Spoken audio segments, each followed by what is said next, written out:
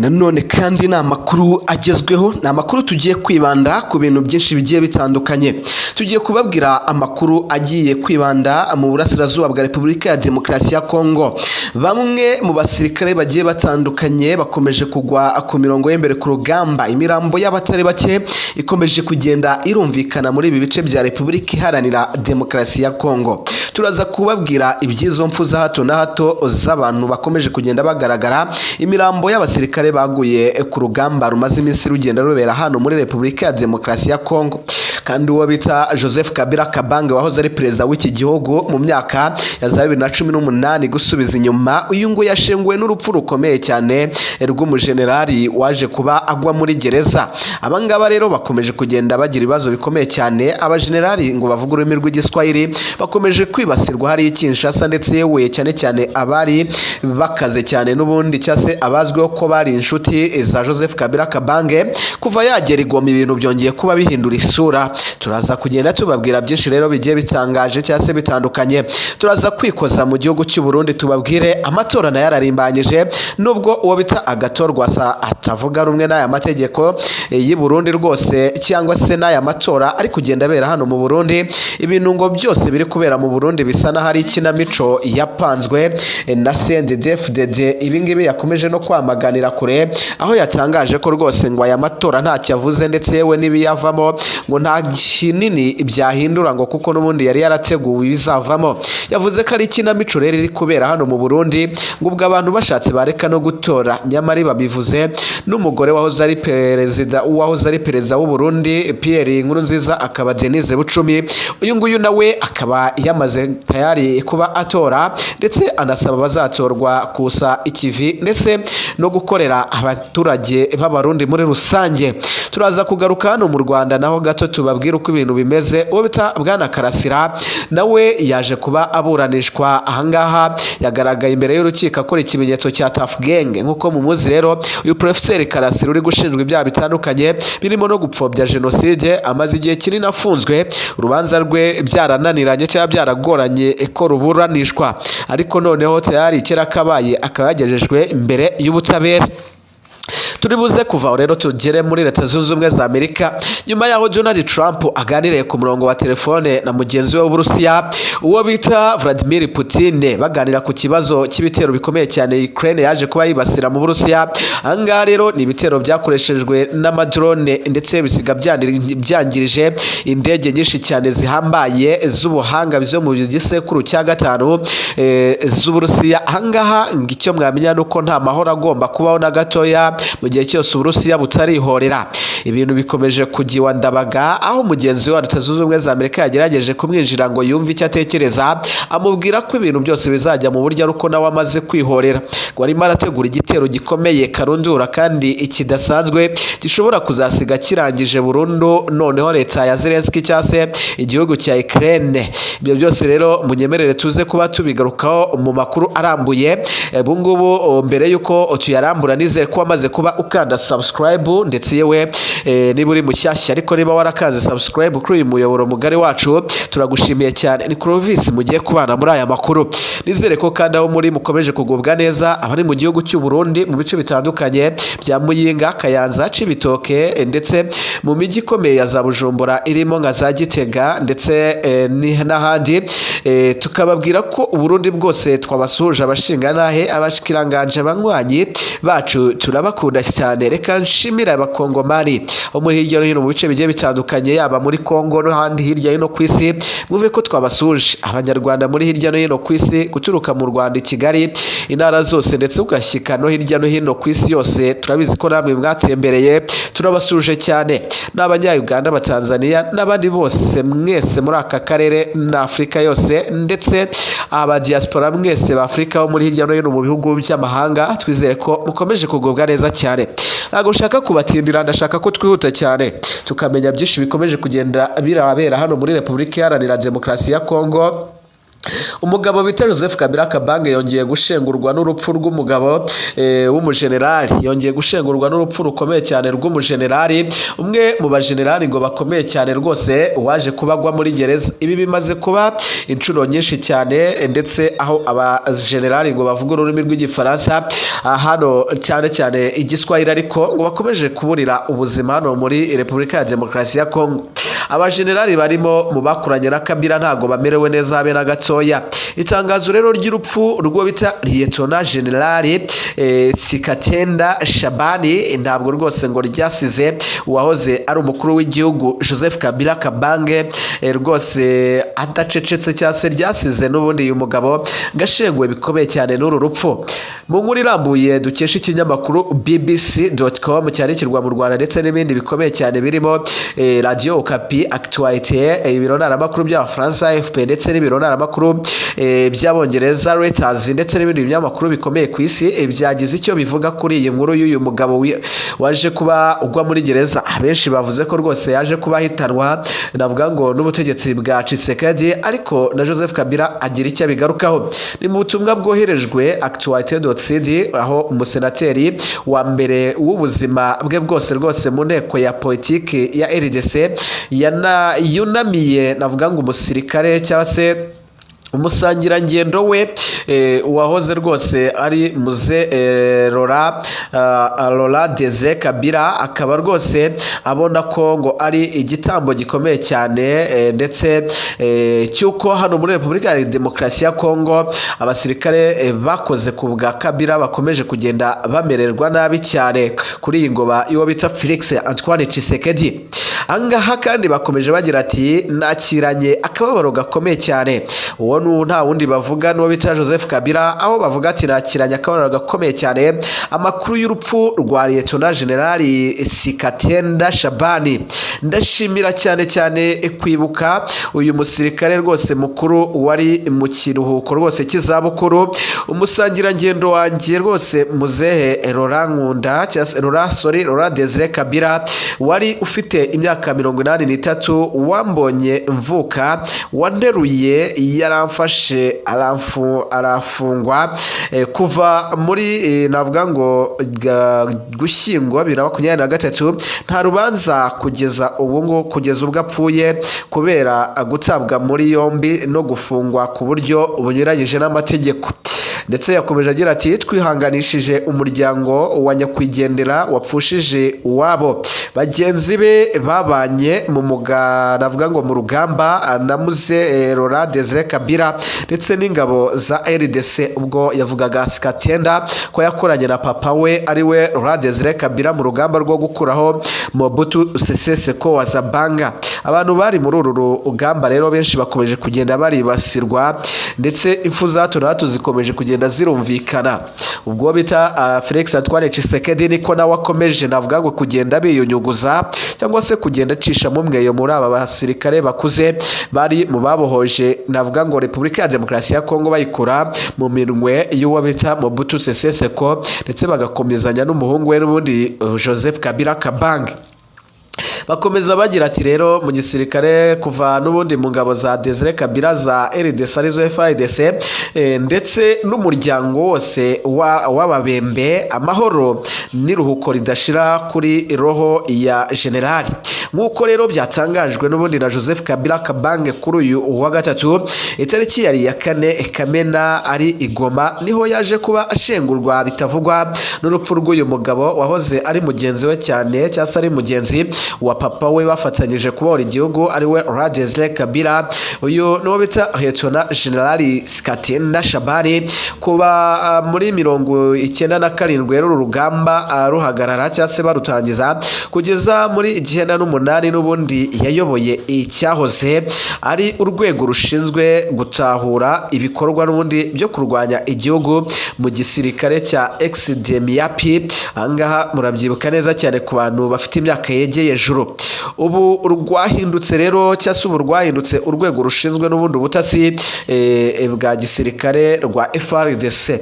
Yari umuntu ki rero? Yari umuntu uzwi cyane cyane muri FARDC, wabaye n'ubundi mu myanya myinshi cyane y'ingenzi by'ingenzi harimo nko kuba umuyobozi n'ubundi mukuru wungirije ushinzwe ibikorwa by'ubutasi, ndetse yabaye kandi umuyobozi mukuru w'amashuri ya gisirikare n'ubuyobozi n'ubundi bukuru bw'ingabo za Repubulika ya Demokarasi ya Kongo.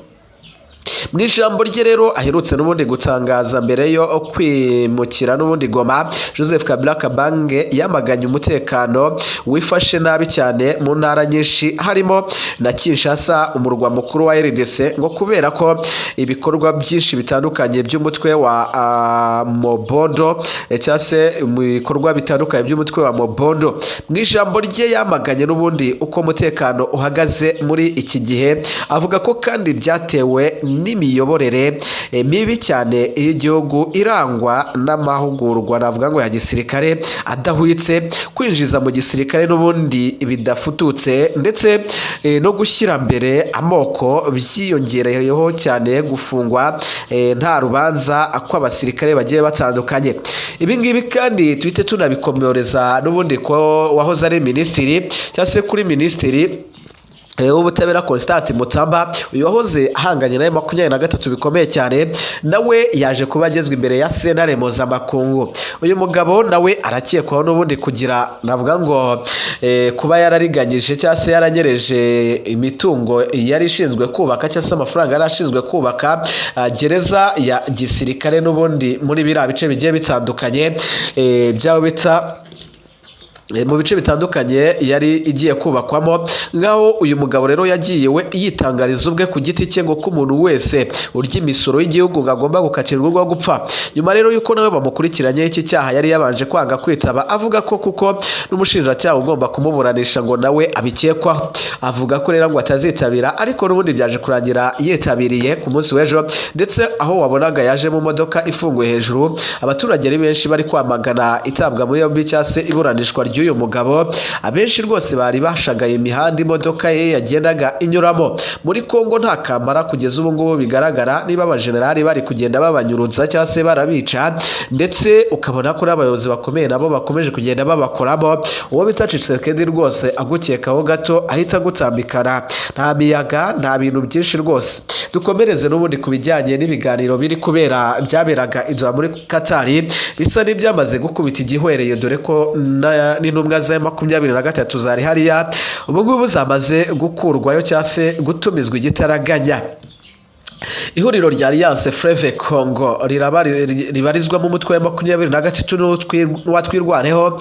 Intumwa zayo zari Doha muri Katari n'ubundi kugira mu biganiro bitandukanye na Kinshasa, byamaze kuba navuga ngo bikubita igihwereye kuko bamaze igihe bari hari, ariko ibiganiro byarafeirinze. Ubu bakaba bemeza ko bashobora kuba batumweho kugira ngo batahe. Aya makuru n'ubundi yashyizwe hanze mu ijoro ryaraye rikeye rishyira n'ubundi kuri uyu wa kane tariki ya 5 ukwezi kwa gatandatu uyu mwaka, aho avuga ko n'ubundi avuga ko ku myanjo y'iki cyumweru cyangwa se ku mpera z'icyumweru turimo ndetse n'intangiriro z'iki cyumweru, ubwo bagendaga bibaza ku birakurikira ahangaha. M23 yarimo ikomeza kwibaza ese leta ya Kinshasa kidafite gahunda n'ubundi yo kuba yagaruka mu biganiro barakora iki. Aho rero bahise bategeka uwo bita Benjamin Mbonima, navuga nk'umuvugizi wungirije n'ubundi mu bya politike w'uyu mutwe, ndetse n'abari bamuherekeje ko bahita bataha. Izi ntumwa za AFC 23 zihamagajwe n'ubundi kuva i Doha muri Katari mu biganiro n'ubundi zari zimazemo iminsi 30 zishyikirana n'ubundi n'iza RDC. Murumva ko bamaze igihe kinini bakambitse ari i Doha. Kimwe rero cyo n'ubundi impande zombi, ndetse yaba urwa Kinshasa n'urwa M23, ntavuga ngo nta kidasanzwe bigeze bagezwaho cyangwa se bagaragaza, kuko ruratangaza ko n'ubundi ibyo bumvikanye muri ibyo biganiro bagiye bagirana ntacyo byigeze bimara. Mu kwezi gushize kwa kane uyu mwaka wa 2025, Kinshasa na FC 23 n'ubundi byari byaratangaje ko bumvikanye ingingo zirimo navuga ngo guhagarika imirwano mu rwego rwo kugira ngo ibyo biganiro n'ubundi bibe mu mahoro asesuye. mu biganiro n'ubundi ziriya mpande zombi zasobanuraga ko bizibanda navuga ngo cyane cyane ku mpamvu nyamukuru y'ibibazo bitera intambara mu burasirazuba bw'iki gihugu.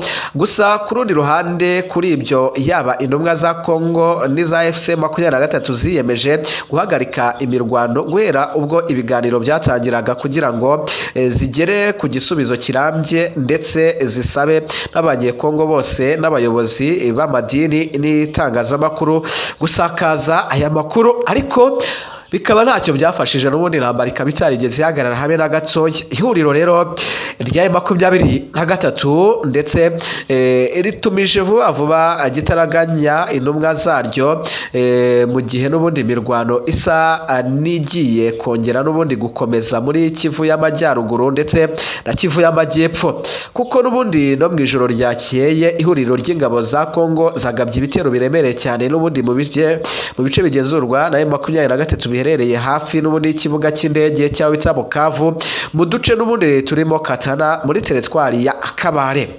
Dukomereze n'ubundi kuri iyi mirwano yabereye muri ibi bice. Biravugwa ko M23 nubwo yagabweho ibi bitero yagerageje kwirwanaho ku buryo bukomeye cyane kugira ngo irinde ndetse nakumire abagera muri uyu murwa mukuru wa Kivu y'Amajyepfo ari wo wa Bukavu, ndetse muri aka gace ka Katana ngo gashobora kuba kaguyemo abantu benshi hano muri teritwari ya Kabare. Ibi rero nibyo byateye umujinya M23 mu rwego rwo ko badakomeza kugirana ibiganiro bidafite ishingiro. Bari barumvikanye ko n'ubundi bagomba kuba bahagarika intambara, ariko babona ko ibiganiro byakubise igihwereye ndetse we imirwano ikomeje kugenda iba myinshi, ibitero ni byinshi Kongo cyangwa se coalition ya FARDC ikomeje kubagabaho, ndavuga leta ya Kongo ifatanyije n'iy'u Burundi ndetse n'indi mitwe bafatanya.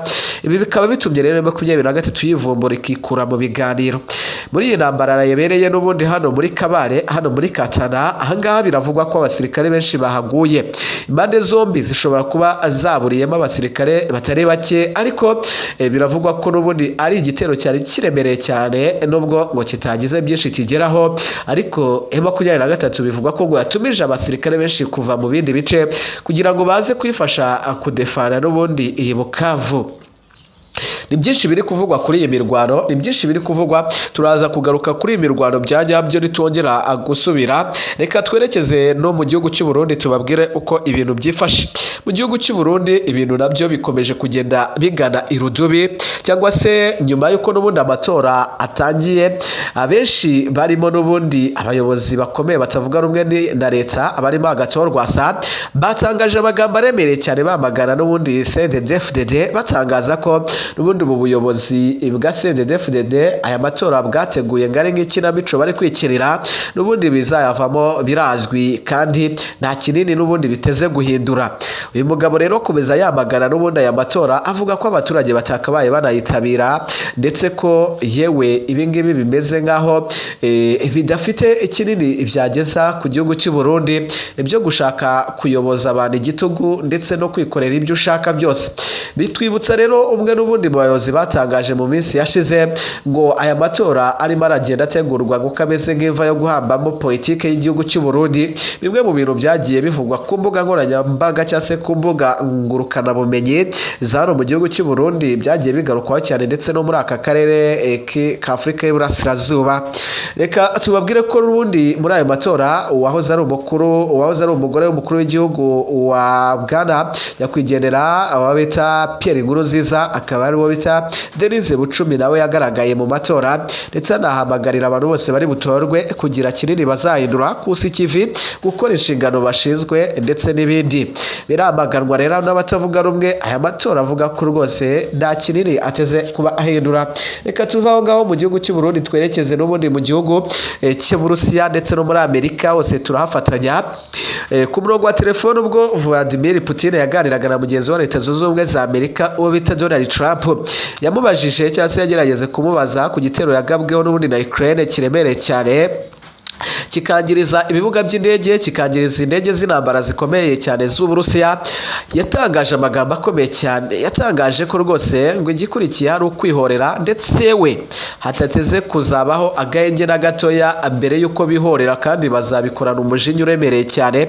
Uwo ni uwo bita Vladimir Putin atangariza mugenzi wa Leta Zunze Ubumwe za Amerika. Ni mu kiganiro cyabaye mu gihe kingana n'isaha n'iminota irenga 15 bavugana ku murongo wa telefone.